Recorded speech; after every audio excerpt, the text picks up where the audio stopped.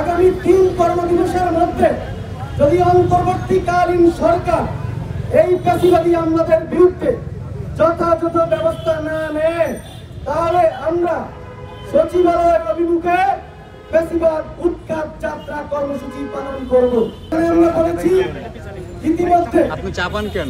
আমি চাপাবো কেন? ধাক্কা ধাক্কি করা মানে এরকম করে কথা বলেন। ফ্যাসিবাদের 44 জনের আমরা সুনির্দিষ্ট তালিকা তৈরি করা হয়েছে। এই তালিকাগুলো অনেক গবেষণা করে তৈরি করা হয়েছে।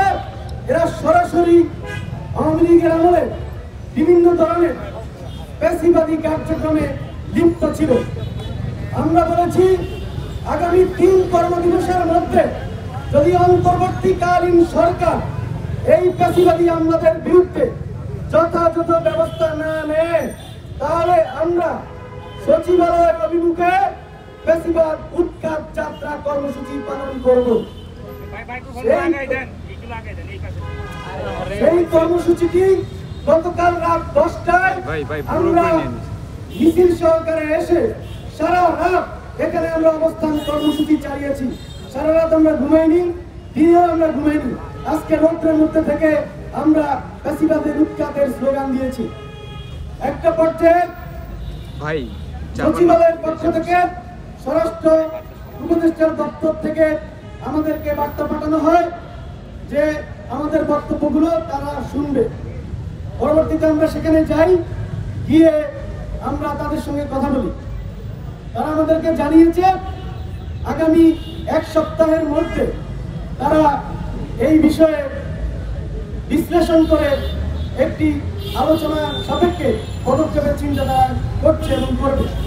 আমরা আগামী 1 সপ্তাহের মধ্যে যিনি পদায়ন এবং অপসারণের দায়িত্বে যিনি আছেন অর্থ উপদেষ্টা মিস্টার সালেউদ্দিন আহমেদ এবং স্বরাষ্ট্র উপদেষ্টা যিনি আছেন জাহাঙ্গীর আলম, এই দুজনের সঙ্গে আমাদের জুলাই মঞ্চের অফিসিয়াল বৈঠক হবে।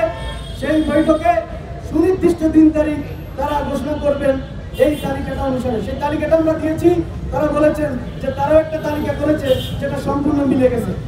যেহেতু মিলে গেছে তাহলে আর এখানে কোনো কথা নাই।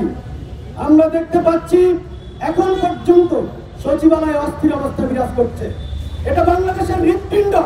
এটা যদি বন্ধ হয়ে যায় বাংলাদেশ অচল হয়ে যাচ্ছে, অচল হয়ে যাবে। বাংলাদেশ অচল হতে দেবে না। আমরা বলতে চাই অবিলম্বে আপনাদের যদি কোনো আইন নিয়ে সামান্য কোনো সমস্যা থেকে থাকে, যৌক্তিক কোনো কথা আপনাদের থেকে থাকে, সেগুলো যৌক্তিক অনুসারে আপনারা আলোচনা করেন। কিন্তু ফ্যাসিবাদীদের পাদে পড়ে বাংলাদেশকে অস্থিতিশীল করতে চাইলে জুলাই যোদ্ধারা আবার জেগে উঠবে।